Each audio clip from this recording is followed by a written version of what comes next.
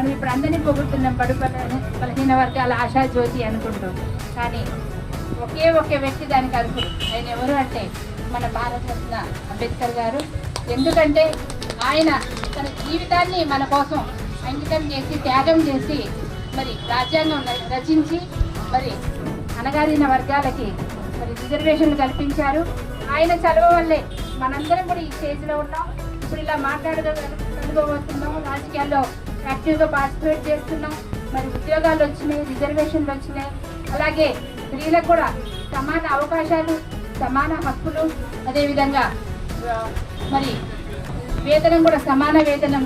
అలాగే కార్మికుల విషయానికి వస్తే పని గంటలు కూడా ఆయన వల్లే మనకి మరి 8 గంటల పని సమయం అనేది, ఇలాంటివి ఎన్నో కూడా ఆయన చేసిన కృషి ఫలితంగా మరి మనం అనుభవిస్తున్న ఆ ఫలాలని కనుక ఆయనని ఈ విధంగా మనం స్మరించుకొని ఆయనకి కృతజ్ఞత తెలియజేసుకోవాల్సిన అవసరం ఎంతో ఉంది.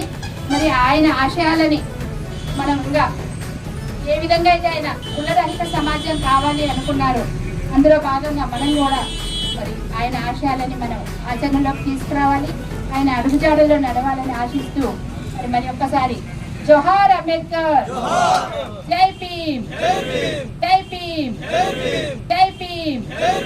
ఇంతటితో ముగిస్తున్నాం. Thank you madam.